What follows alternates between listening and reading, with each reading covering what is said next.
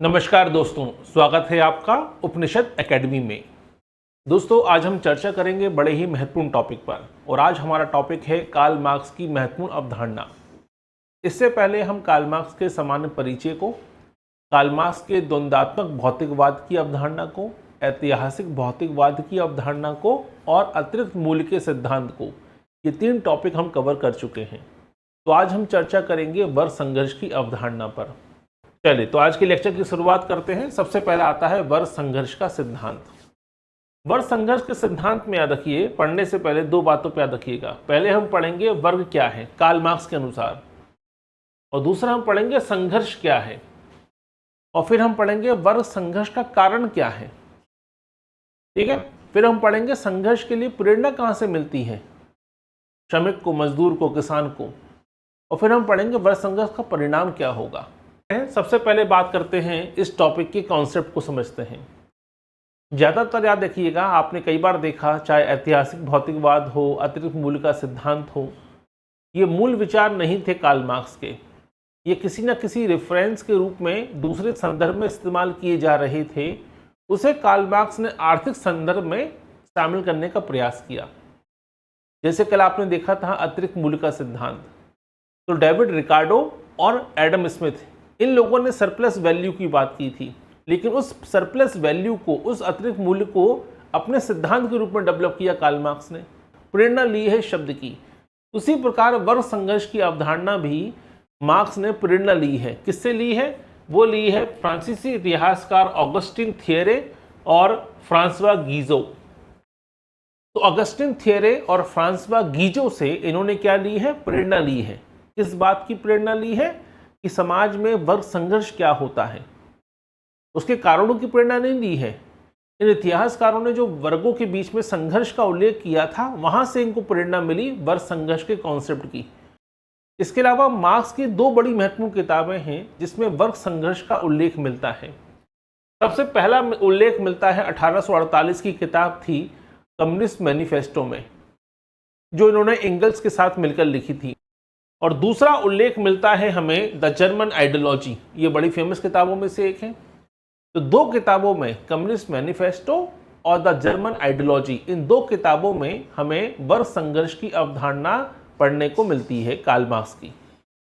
अब यहाँ पर 2 बड़े फेमस नारे हैं। जब भी हम शुरुआत करते हैं वर्ग संघर्ष की, तो ये 2 बड़े फेमस नारे पढ़ लीजिए कार्ल मार्क्स के। कई बार स्टेटमेंट वाला क्वेश्चन पूछा जाता है। पहला है कि आज तक के संपूर्ण समाज का इतिहास वर्ग संघर्ष का इतिहास है। यह कथन किसका है? कार्ल मार्क्स का कथन है। और दूसरा, वर्ग अपने आप में बर्जुआ समाज की उपज है। यह किसने कहा? यह स्टेटमेंट भी है कार्ल मार्क्स का। यानी जब भी हम कार्ल मार्क्स का वर्ग संघर्ष का सिद्धांत पढ़ेंगे, कार्ल मार्क्स के इन दोनों सिद्धांतों को, इन दोनों स्टेटमेंट को अच्छे से पढ़ना है। तो कम्युनिस्ट मैनिफेस्टो, ठीक है, और द जर्मन आइडियोलॉजी, इन दोनों में ये स्टेटमेंट दिए गए थे। चलिए, अब आते हैं। सबसे पहले वर्ग संघर्ष को समझने से पहले जरूरी है कि कार्ल मार्क्स वर्ग को किस रूप में समझते हैं। तो पहला कॉन्सेप्ट आता है क्लास। क्लास कन्फ्लिक्ट को समझने से पहले क्लास को समझिए। मार्क्स कहते हैं कि केवल आर्थिक समूह नहीं है वर्ग, कि चलो ये पैसे वालों का समूह है, ये गरीबों का समूह है, ऐसा नहीं है। वर्ग पैदा होता है उत्पादन के साधनों से, मीन ऑफ प्रोडक्शन से तय होता है। तो मीन ऑफ प्रोडक्शन से जो लोग जुड़े होते हैं, ठीक है, उसी से वर्ग पैदा होता है। यानी किसी भी समाज में मोड ऑफ प्रोडक्शन या मीन ऑफ प्रोडक्शन कैसा है, उत्पादन के साधन कैसे हैं, उससे वर्ग पैदा होंगे। इसको एक सामान्य उदाहरण से समझिएगा। गांव में पहले ट्रैक्टर नहीं होते थे, हार्वेस्टर नहीं होते थे। तो गांव में क्या होते थे? गांव में हल का इस्तेमाल होता था, लकड़ी के हल का। गांव में बैलगाड़ी होती थी। क्लियर? तो पहले क्या होता था? बैलगाड़ी बनाने वाला कोई व्यक्ति होता था जो बैलगाड़ी के पहिए बनाता था, लकड़ी का हल बनाता था।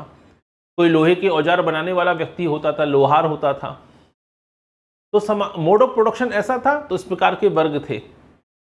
लेकिन जैसे ही मोड ऑफ प्रोडक्शन बदला, उत्पादन, बैलगाड़ी की जरूरत खत्म हो गई, लकड़ी के हल का इस्तेमाल खत्म हो गया, उसकी जगह पर क्या उभर के सामने आया? ट्रैक्टर उभर कर सामने आ गए, रीपर उभर कर सामने आ गए, ठीक है, हार्वेस्टर उभर कर सामने आ गए।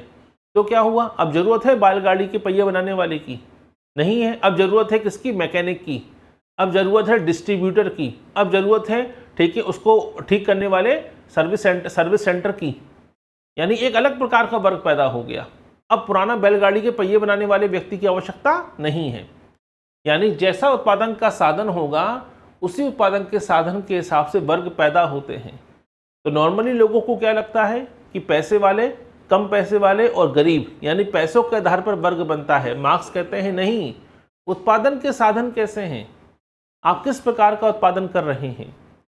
सन 20 के दशक में देखिए, सन 2000 तक या 2005 तक जो लोग इंजीनियरिंग कर रहे थे, फार्मा कर रहे थे, MBA कर रहे थे, उनकी अच्छी खासी सैलरी होती थी। यानी समाज का मोड ऑफ प्रोडक्शन ठीक वैसा था। अब आ गया AI का दौर, तो जिन लोगों ने जो कोर्स किए थे वो कोर्स किसी बेमानी हो गए। अब एक नया वर्ग पैदा होगा जिसको AI आता है, जिसको कोडिंग आती है, जिसको डाटा इंटरप्रिटेशन आता है, ठीक है, डाटा एनालिसिस करना आता है। एक नया वर्ग पैदा होगा जो IT की जानकारी होगी।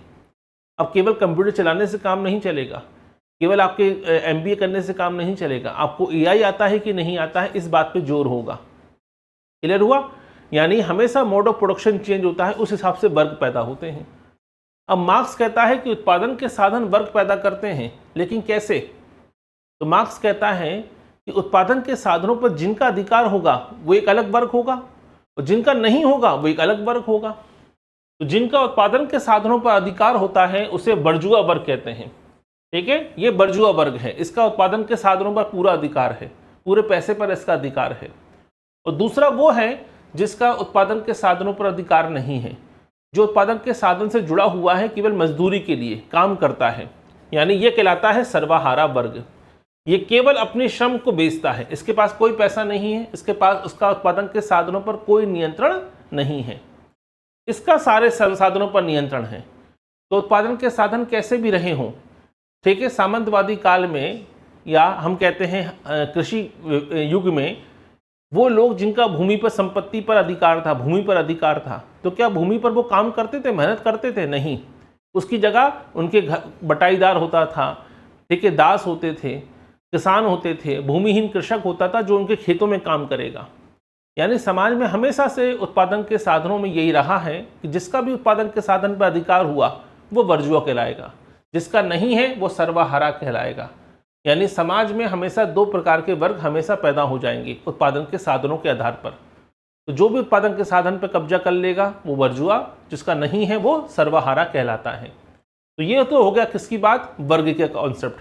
यहाँ तो क्लियर हुआ, वर्ग की अवधारणा स्पष्ट हो गई। अब आता है संघर्ष क्या है। तो मार्क्स कहते हैं संघर्ष का मतलब खून खराबा, लड़ाई नहीं है।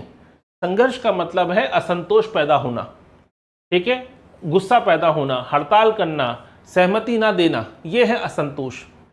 तो मार्क्स कहते हैं संघर्ष का मतलब, मैं ये नहीं कह रहा हूं कि बंदूक चलाइए या पूंजीपतियों को मार दीजिए या लड़ाई युद्ध लड़िए, ये संघर्ष नहीं है। संघर्ष का मतलब है असंतोष पैदा होना कि भाई लाखों रुपए का मुनाफा कमाती हैं कंपनियां, तो उसमें से कुछ हिस्सा मजदूरों को मिलना चाहिए बोनस के रूप में।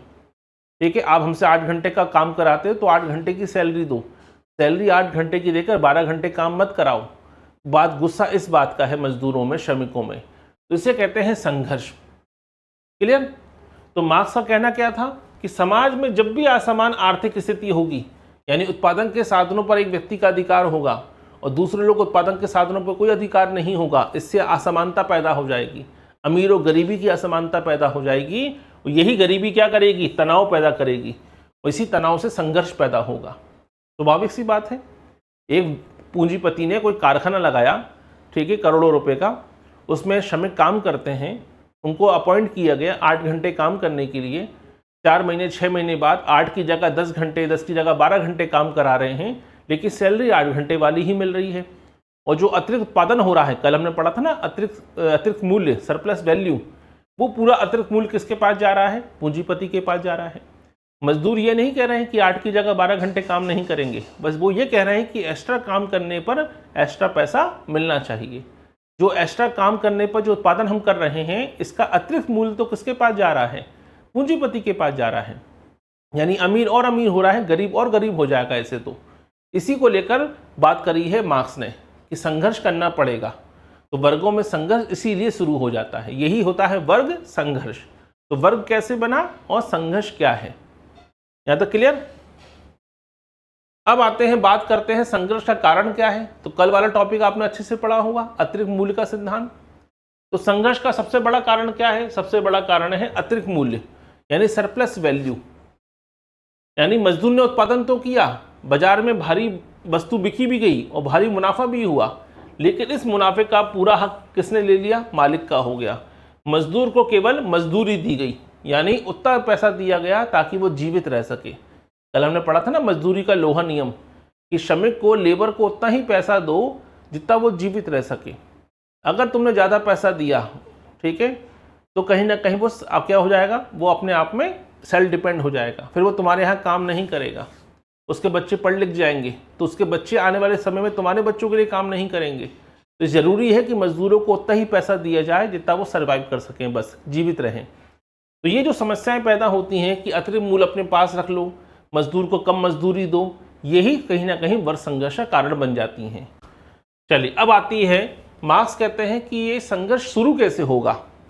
ये तो समझ में आ गया वर्ग कैसे बनते हैं, ये भी समझ में आ गया संघर्ष क्या होता है, ये भी समझा दिया मार्क्स ने कि संघर्ष का कारण क्या है।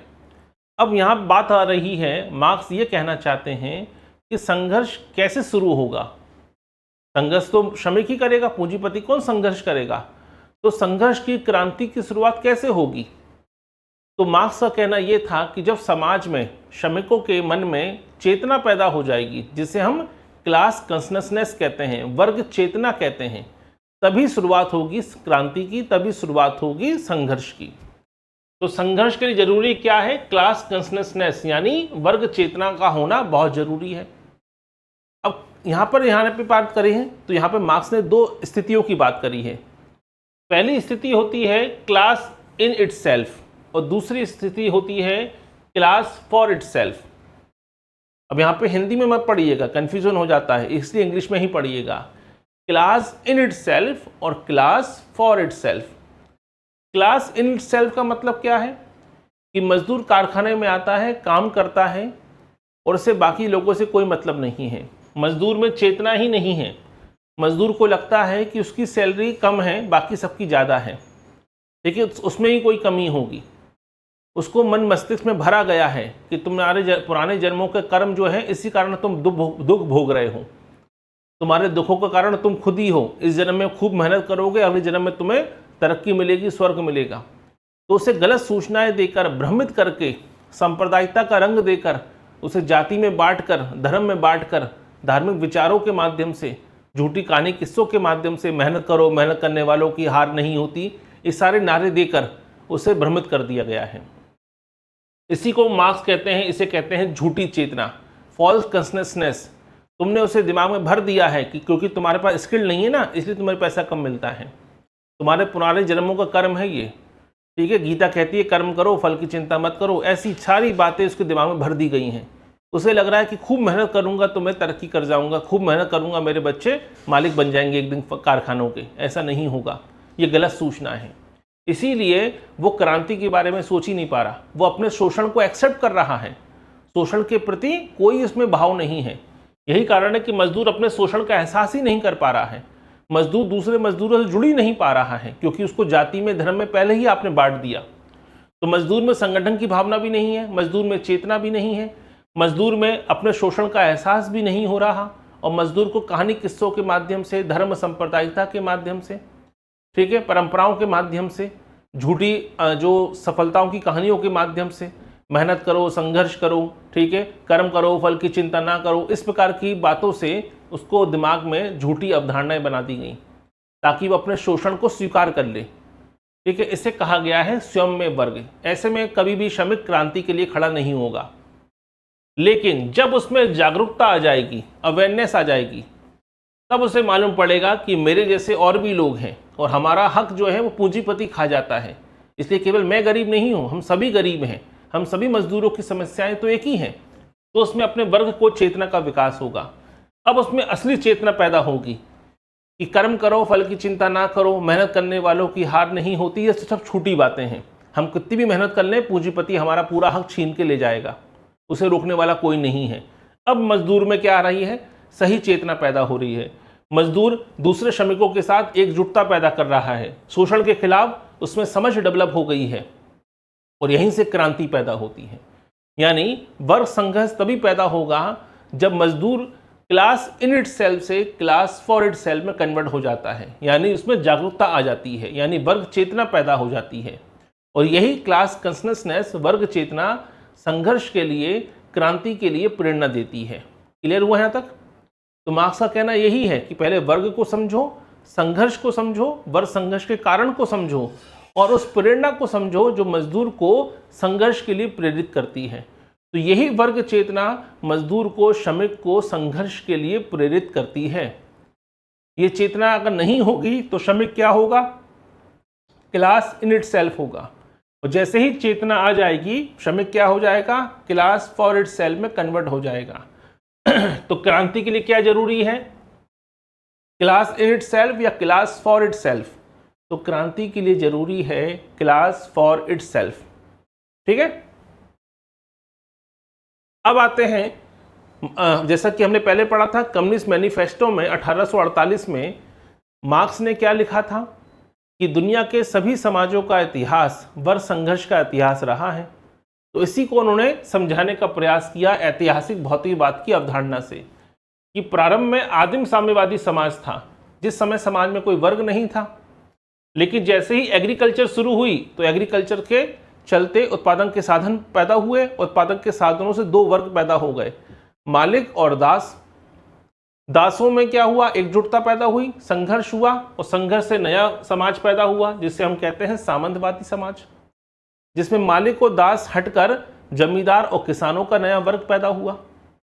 ठीक है, हजारों वर्षों तक ये चला, बाद में किसानों एकजुट हुए और सामंतवाद का अंत हुआ और नया वर्ग पैदा हुआ, वो था पूंजीवादी युग। पूंजीवादी युग में एक मालिक है और एक श्रमिक है, पूंजीपति है और श्रमिक है। जब मजदूरों में वर्ग चेतना आ जाएगी तो एक नया समाज पैदा होगा जिसे हम कहेंगे साम्यवादी, जहां पर पूंजीपति खत्म हो जाएंगे और सभी समाज, सभी लोग एक समान हो जाएंगे, यानी वापस आदिम साम्यवादी युग आ जाएगा। तो वर्ग संघर्ष की ये भविष्यवाणी की है किसने? कार्ल मार्क्स की। और कार्ल मार्क्स ने यही समझाने का प्रयास किया कि समाज के हमेशा हर चरण में वर्ग संघर्ष हुआ है। इसलिए कम्युनिस्ट मैनिफेस्टो में उनका जो स्टेटमेंट है कि मानव समाज का इतिहास वर्ग संघर्ष का इतिहास है, वो अपने आप में सही है। उसी को स्पष्ट किया है कार्ल मार्क्स ने। ठीक है, यहां तक क्लियर हुआ? कोई भी डाउट है, क्वेश्चन है, पूछिए। अब आते हैं बात वर्ग संघर्ष की आलोचना क्या होती है। हर सिद्धांत की आलोचना होती है। तो पहली आलोचना करी है कि अति सरलीकरण है। आपने केवल समाज को दो वर्गों में बांट दिया और कह दिया कि दोनों वर्गों में झगड़ा होता रहता है, इसलिए समाज में परिवर्तन आता है, इसलिए समाज आगे बढ़ जाता है। लेकिन आपने समाज में मध्यम वर्ग की बात ही नहीं करी। एक वो वर्ग जो ना तो श्रमिक है ना ही पूंजीपति है, तो मध्यम वर्ग की गणना कौन करेगा? मध्यम वर्ग का योगदान की चर्चा कौन करेगा? इसीलिए आपने इस सिद्धांत को अति सरलीकरण सिद्धांत कहा जाता है। दूसरा, यहां बात आती है मैक्स वेबर की। वेबर कहते हैं कि संघर्ष केवल अर्थव्यवस्था पर नहीं होता है, अर्थव्यवस्था पर अधिकार करने को लेकर नहीं होता है। शक्ति है, परिस्थिति है, वर्ग है, ये भी कई सारे आधार होते हैं संघर्ष के लिए। तो केवल आर्थिक शोषण होता ही यही कारण से व्यक्ति संघर्ष करता है, ऐसा नहीं है। व्यक्ति उच्च परिस्थिति के लिए भी संघर्ष कर सकता है, राजनीतिक शक्ति के लिए भी संघर्ष कर सकता है। इसलिए केवल एक कारक पर फोकस करना गलत है। ठीक है, रॉल्फ डेरेनहॉफ कहते हैं कि संघर्ष कभी भी उत्पादन के साधनों का या संपत्ति के लिए नहीं होता। संघर्ष का सबसे बड़ा कारण है सत्ता। लोग अधिकार चाहते हैं, सत्ता चाहते हैं, इसके लिए संघर्ष करते हैं। तो मार्क्स का यह कहना कि संपत्ति के लिए, उत्पादन के साधनों को प्राप्त करने के लिए या इनकम, अपनी आय पर कब्जा करने के लिए या संसाधनों पर कब्जा करने के लिए संघर्ष होता है, ये गलत है। संघर्ष का मूल कारण है सत्ता। सत्ता प्राप्ति के लिए संघर्ष होता है। ये किसने कहा? रॉल्फ डेरेनहॉफ ने कहा। एंथनी गिडिंस कहते हैं कि कहीं ना कहीं मार्क्स क्या है, भविष्य की अवधारणाओं को लेकर चूक गए। मार्क्स राज्य को खूब गाली दे रहे हैं कि राज्य विहीन होना चाहिए, राज्य की जरूरत नहीं है। लेकिन मॉडर्न स्टेट में देखिए, आज वर्तमान में आधुनिक राष्ट्र बहुत शक्तिशाली संस्था बनकर उभर कर सामने आए हैं। इस मामले में कार्ल मार्क्स कहीं ना कहीं उसकी भविष्यवाणियां गलत साबित हुई हैं। मार्क्स का यह कहना कि मजदूर संघर्ष करेंगे और राज्य विहीन समाज पैदा हो जाएगा, मजदूरों ने संघर्ष नहीं किया। 1917 के बाद से देखिए रूसी क्रांति हुई थी लेनिन के द्वारा। 1917 से ये समय आ चुका, कहीं पर भी मजदूरों ने क्रांति नहीं की। क्यों? क्योंकि सरकारों ने खुद मजदूरों को सपोर्ट किया, उनका स्वास्थ्य हेल्थ इंश्योरेंस कराया, बोनस दिया, पीएफ कटा, अच्छी सेवाएं दी, तो संघर्ष क्यों होगा? यही कारण है कि बड़े पैमाने पर आज सरकारें दुनिया को कंट्रोल कर रही हैं। जिस सरकारों को, जिस राज्य को राज्यविहीन बनाने की बात करता है कार्ल मार्क्स, वो तो नहीं हुआ।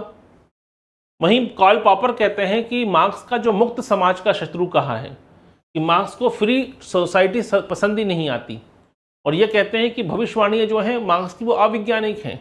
ये आप कैसे कह सकते हैं कि राज्यविहीन समाज होगा, वर्गविहीन समाज होगा?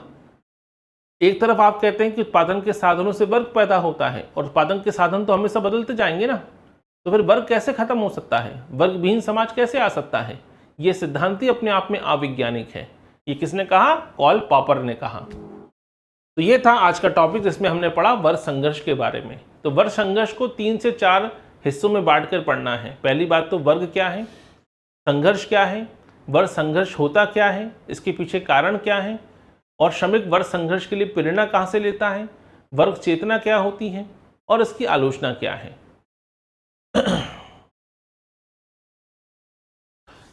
तो ये था आज का हमारा लेक्चर जिसमें हमने पढ़ा वर्ग संघर्ष की अवधारणा। लेक्चर काफ़ी छोटा सा था, केवल 30 मिनट का ये लेक्चर था आज हमारा, और इस 30 मिनट के इस लेक्चर में हमने वर्ग संघर्ष की अवधारणा को पढ़ा। पढ़ने को तो हम पूरा कार्ल मार्क्स भी एक ही दिन में पढ़ सकते हैं, लेकिन फिर उसमें ये समस्या आएगी, सारे कॉन्सेप्ट क्या हो जाएंगे, ओवरलैप हो जाएंगे। ठीक है, ओवरलैपिंग से ये समस्या आती है कि ऐतिहासिक भौतिकवाद में भी वर्ग संघर्ष आता है और वर्ग संघर्ष में भी ऐतिहासिक भौतिकवाद आता है, तो चीज़ें उलझ जाती हैं। इससे अच्छा है कि सिस्टमेटिक तरीके से 30, 35, 40, 45 मिनट के लेक्चर से एक एक अवधारणा को समझा जाए। तो कार्ल मार्क्स का हमारा तीसरा लेक्चर था, चौथा लेक्चर था। पहले लेक्चर में हमने कार्ल मार्क्स का जीवन परिचय और द्वंद्वात्मक भौतिकवाद की अवधारणा को पढ़ा था। दूसरे लेक्चर में हमने ऐतिहासिक भौतिकवाद की अवधारणा को पढ़ा। तीसरे लेक्चर में हमने अतिरिक्त मूल्य के सिद्धांत को पढ़ा था कल, surplus value, theory of surplus value. और आज हमने पढ़ा क्लास कन्फ्लिक्ट के बारे में, यानी वर्ग संघर्ष की अवधारणा के बारे में। चलिए, तो मुलाकात होगी आपसे अगले लेक्चर में। बने रहिए हमारे साथ। बहुत बहुत धन्यवाद।